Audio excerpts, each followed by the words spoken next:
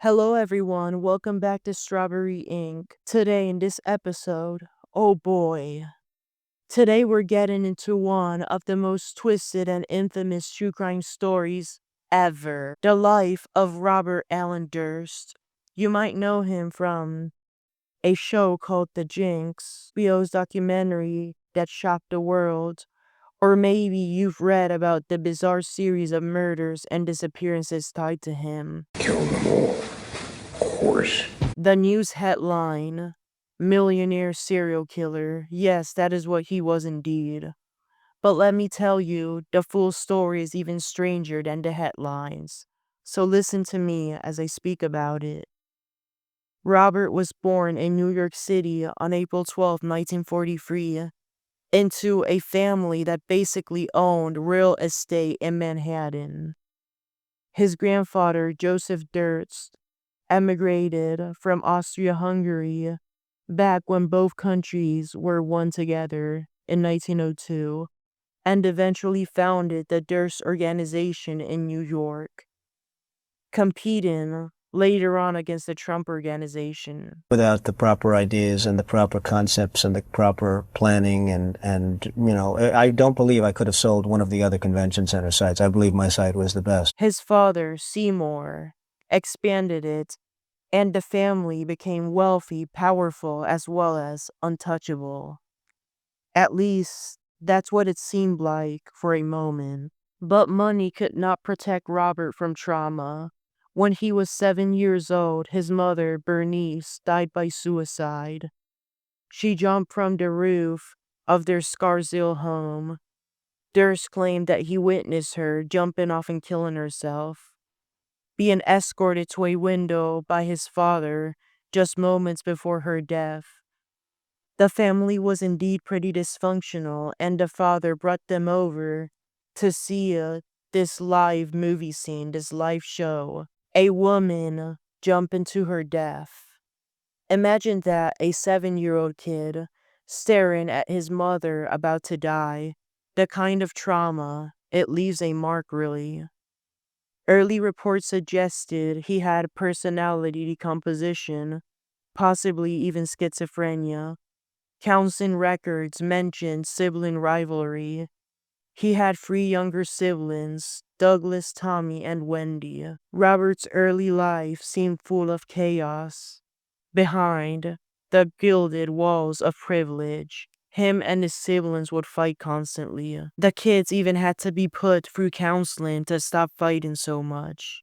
Behavioral counseling. Now, fast forward a bit, over the decades, Robert Durst became linked to a series of deaths and disappearances. The ones we know he's confirmed to have killed, Susan Berman, we'll get to her in a minute, and Morris Black.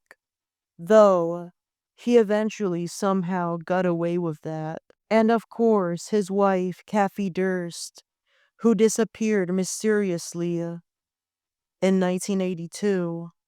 But there's more. Investigators also suspect him of having been responsible for at least 3 other cold cases. The one in 1971 of Lynn Schultz, in 1997 of Karen Mitchell, and also in 1997 of Kristen Modafferi. Nobody has ever been charged for these 3 cold cases. That is due to insufficient evidence, but the pattern, it's unsettling.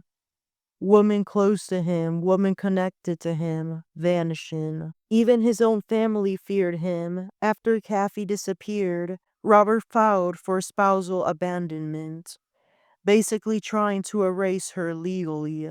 He was canceling her from his life. But this was the same man who had stalked and threatened his brother Douglas and others in the family, to the point of multiple restraining orders. He clearly did not care about boundaries, rules, or consequences. 1, 2, 3, 4, 5, 6, 7. Outside the family, he faced lawsuits too. Wrongful death lawsuits from the McCormack family, some still pending to this day. Robert Durst's life was basically a series of battles with the law, with family, with anyone who crossed him. Here's one that almost sounds absurd. In 2014, while on the run in Texas, Durst was arrested for shoplifting a chicken hoagie and a newspaper from a CVS. Yes, a chicken sandwich. But the arrest actually marked the end of his fugitive status. For one real stupid reason, and why was he even stealing from that CVS when he literally had $37,000 in cash in his possession? That was according to the responding police. They even claimed that he had 2 handguns and as well something yummy in his car, marijuana, weed. He was not fighting this one. He was ready to face the bigger charges waiting for him elsewhere. Then came March 2015 in New Orleans. FBI agents found him in a hotel with a loaded .38 caliber revolver, masks, fake IDs, and over $40,000 in cash. The full thriller movie setup. He was tied to a federal firearms criminal probe. He could not make bail and eventually pleaded guilty to one of the firearms charges in 2016. The rest was dropped as part of this deal he took. Let's talk about Texas. In June 2001, Robert's neighbor Morris Black disappeared. Residents fishing in Galveston Bay found body parts. Yes, body parts. Robert was tied to the murder, claiming self-defense, and would then go to trial. A jury of 12 members plus 4 alternates found him not guilty. However, he faced an additional charge, actually 2 additional charges, for bail jumping and evidence tampering. He took a plea deal for those, pleading guilty, and was sentenced to 5 years in prison, a sentence which he served at Philadelphia's federal detention camp, the one in Pennsylvania. This is a different kind of episode, and I'm not going to get into full-on specifics like I do in other stories, as Robert Durst, he's got a long criminal history, literally. It's not hard to shake your head at sheer audacity. Committing a murder, dismembering the body, and somehow walking free on a claim of self-defense. How ridiculous. Now, Susan Berman, she was not just any friend, she was helping Robert cover his tracks in Kathie's disappearance.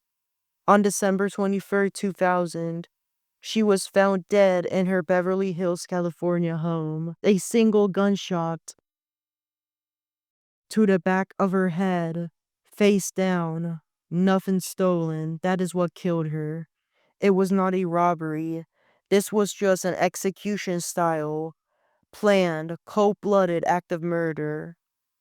Investigators later tied Robert to her death with threatening notes found in her home, handwriting analysis, cell phone data, and rental car records.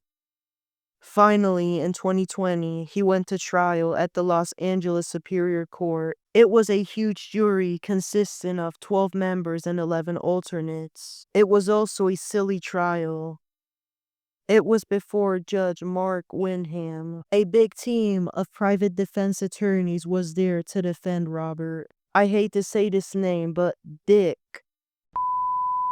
DeGuerin, David Chestnut, Chip Lewis, yummy, I really want a bag of Lay's now, and another name, it reminds me of the current president, Donald, but not Donald Trump, we have to build a wall. No, Donald Ray. This trial was especially silly because, for example, one of the witnesses was imitating Robert Durst in a conversation they had years prior, before Kathie vanished. He claimed that Robert Durst, when he really had to pee, said, "I've got to go to the bathroom. I feel like my water is gonna burst. I'm gonna get wet." All the witness was doing was imitating Robert Durst, but the judge knew that, and due to the rules of his job, he still had to take the word seriously.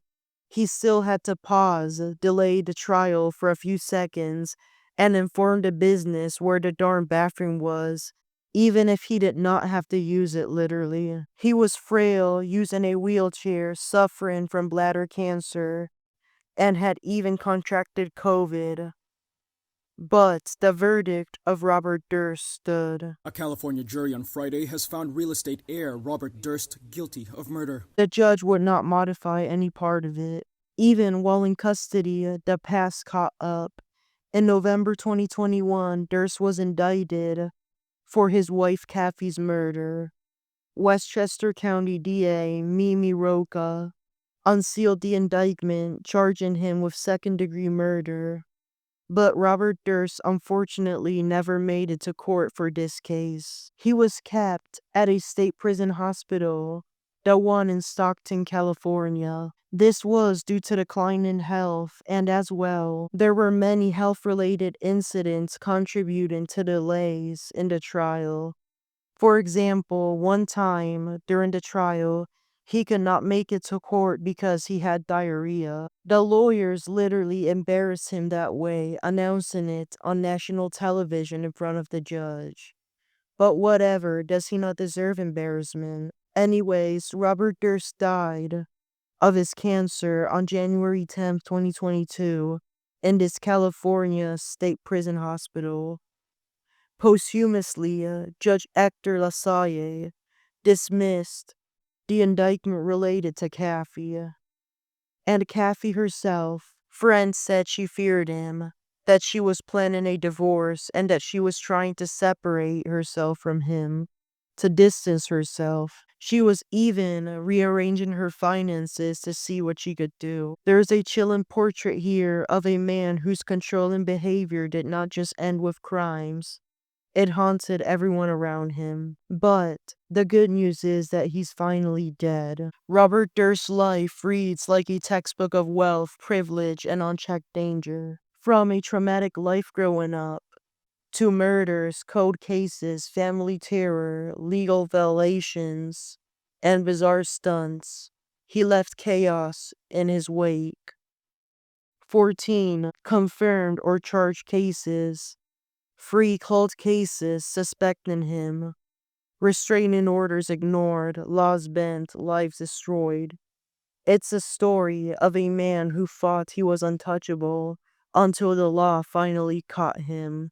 And in some cases, justice was only partially served. That's the story of Robert Allen Durst, a life full of wealth, violence, obsession, and mystery. Thank you for listening to Strawberry Ink. Take care, may those affected rest in peace, and have a good rest of your day.